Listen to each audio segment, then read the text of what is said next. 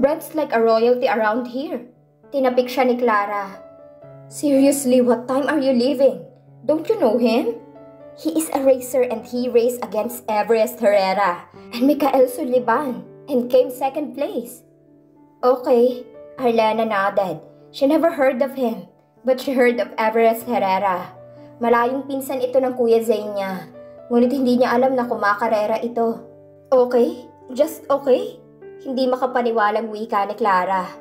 Ang tulad niyang lalaki hindi bababa rito sa lupa para biyayaan tayo ng kanyang presensya. Magpasalamat na lang tayo at nailibre tayo ng pasok rito. Saad niya dahilan para matahimik ang mga kaibigan. Let's drink! Clara yelled as she tried to catch the bartender's attention. First round on me! Hindi maalis ni Brent ang tingin sa babaeng nasa ibaba ng bar island na abalang sumisimsim ng mojito habang umiikot ang paningin sa paligid. Kahit papilit na kinukuha ng babaeng nasa harap niya ang kanyang atensyon, ay hindi maalis ang tingin niya sa babae. Arlena. That is her name. She isn't the typical beauty queen that he was looking for. Not even close to his type. But something about her intrigues him. What is it? There must be something about her that interests him in any way. Except her baggy-looking hoodie. Brent didn't know what kind of woman would wear that inside a club to party. And thick framed glasses. There must be something. Brent, the woman in front of him snaked her arms on his and called his name seductively. Do you want to dance? Not yet, honey. Brent likes to call every woman he hooked up with an endearment. But tonight, the name just left his mouth sour and he just wanted to wash it off. I'll go hang out with my friends first. Iniwan niyang babae at lumapit siya kay Carson na nasa ibaba rin ng tanaw. Sinundan niya kung saan ito nakatingin. At napakurap siya nang makita na nakatingin ito sa tapat ng babae na nasa bar island at abalang nagiinuman. His cousin Carson never engaged in any flirtation inside the club. Ever since they started hanging out in Haven, he never sees Carson with a woman. Kung hindi lang niya kilala ang pinsan ay baka masabi niyang bakla ito. Pero nang gabing yun ay may nagbago sa pinsan niya. Kung paano ito tumingin sa mga babaeng nasa ibaba lalo na sa babaeng nasa bar island. Or better to say, how he stares at one particular woman. Who are you checking out? The woman with black leather jacket. Oh, good choice. She is beautiful. But look like she'll punch you the moment you flirt with her. He wants to add, but stops himself. Ayaw niyang masira ang gabi ng kanyang pinsan. Do you know her name? Umiling siya. No, si Arlena lang. Gusto mo bang makipagkilala? Tara, baba tayo. Pagdadahilan niya, pero gusto lamang niya na makausap si Arlena. He hates himself for wanting to know her, when other woman always wants to know him. Hell no, man. Animoy asong nabahagang buntot na tura ni Carson sa kanya. I can't. What the hell? Napamaang na niya. Are you afraid? He asked amused. She's only a girl. Fuck. He brushed his hair frustratedly. I'm not afraid. Afraid who? Singit ni Calvin. At natatawang ikwento naman niya sa pinsan kung ano at sinong pinag-uusapan nila. Pagkatapos na yun ay hindi na nahinto sa panunokso si Calvin sa kapatid nito. The other one is Clara, right? I watched one of her YouTube video. You like her? Tanong niya. No, you know me. I am not good at keeping girls.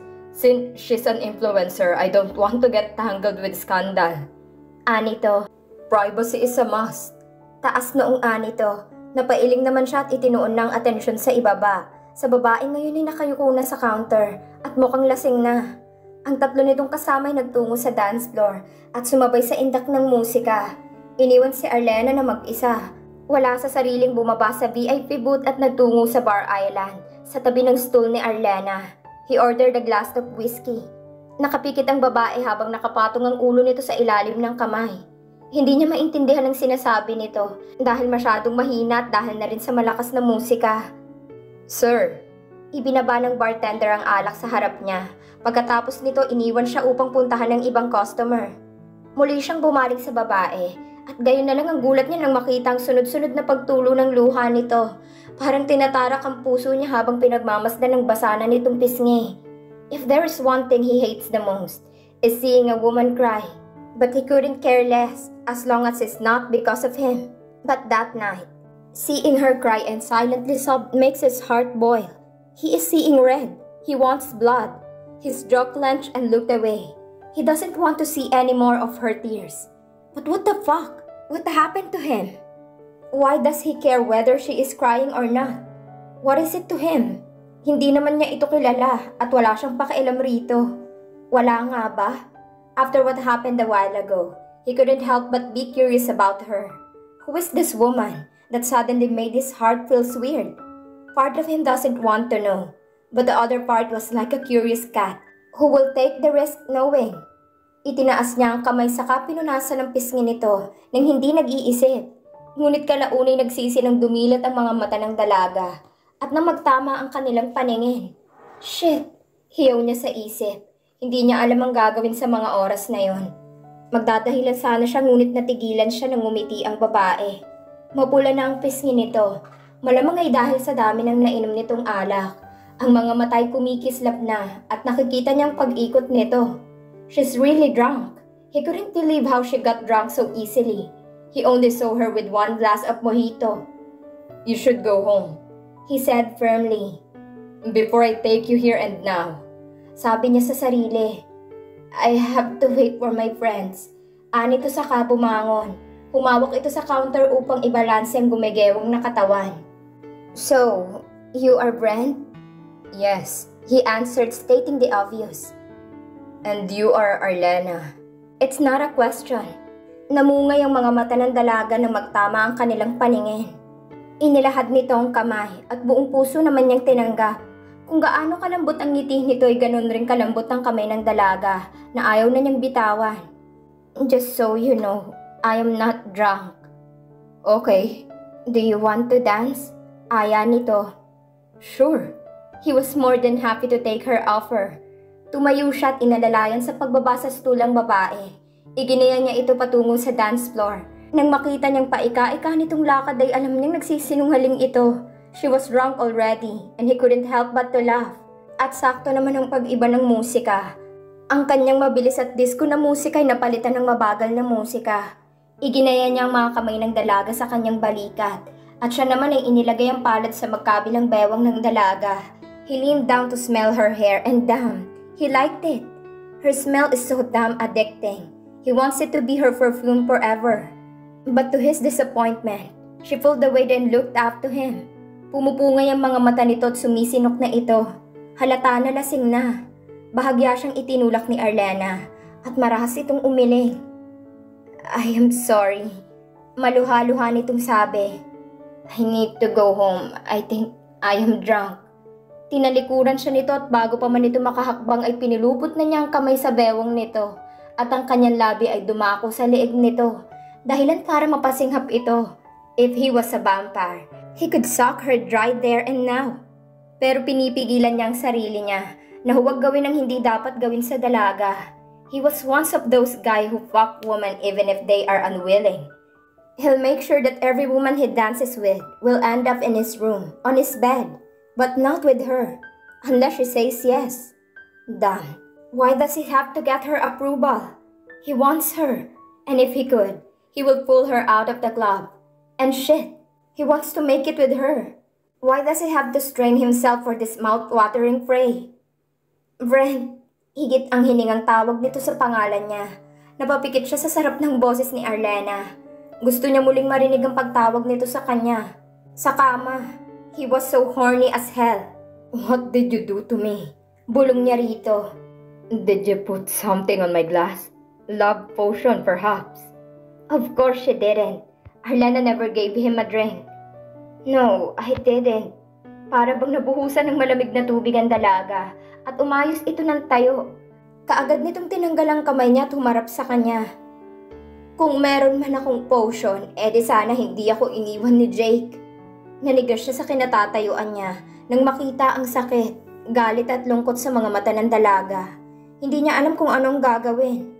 "If only I have that goddamn potion, I might have my happily ever after."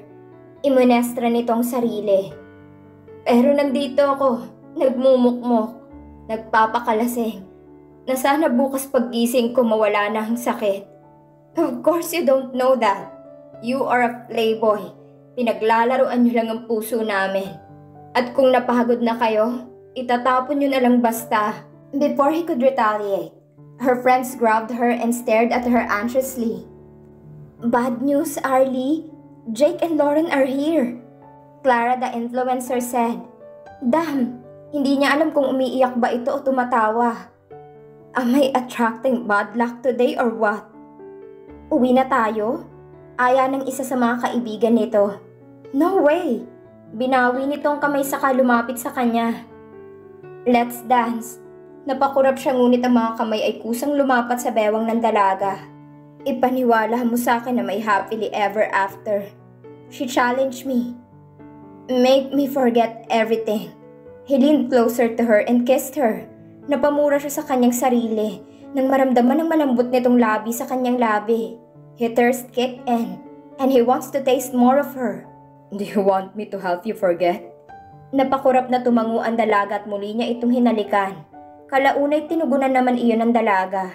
Ang mga kaibigan nito ay sabay-sabay na umalis sa tabi nila at nagtungo sa kung saan man ang mga ito naroon bago lumapit sa dalaga kanina. Did you forget? Almost. They both aren't satisfied. He knows she wants more and he wants more of her. So he grabbed her hand and led her out of the club. Arlana texted her friends while they waited for the valet to bring his Lamborghini around.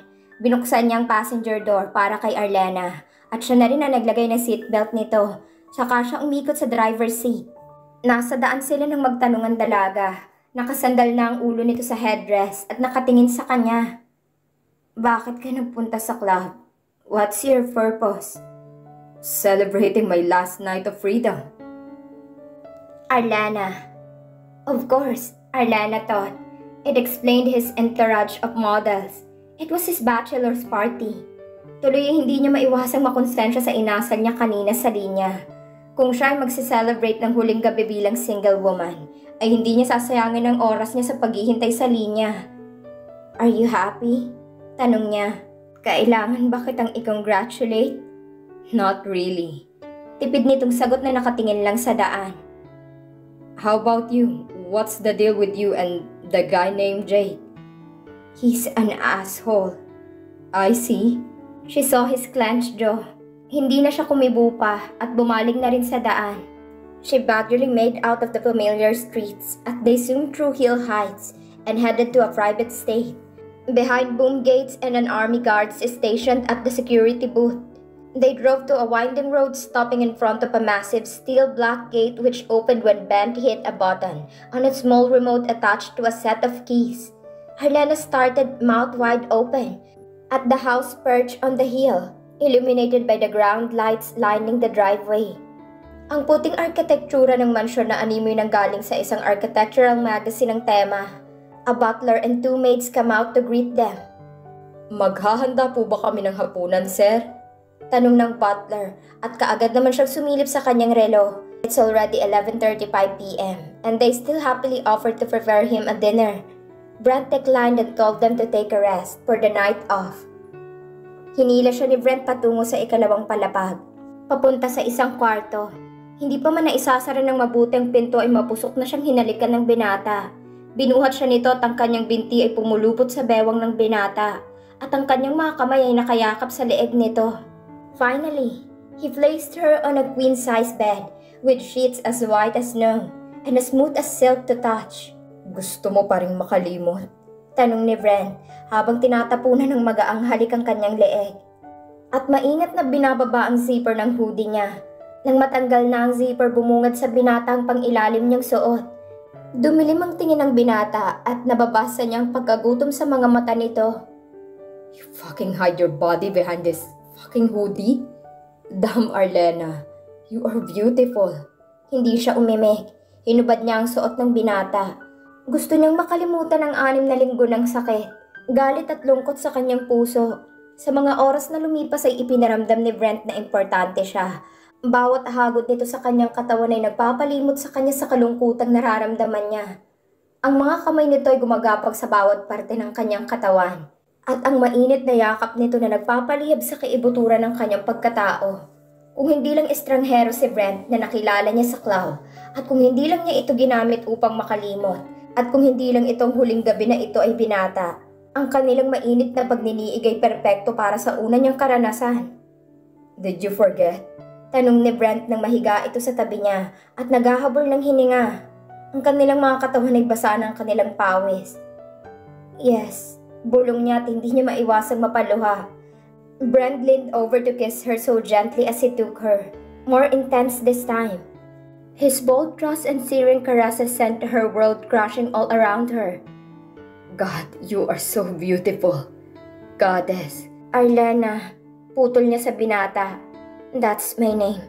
Mahigpit na yumakap si Arlena sa leeg ni Brent nang maramdaman ang pagsabog niya sa loob. Brent grunted and thrust harder and deeper inside her. They were both panting. Okay ka lang? Tanong ni Brent habang hinahalikan ng kanyang noo at niyakap siya nito mula sa likuran. Ramdam niya ang pagkalalaki nito sa kanyang pang-upo.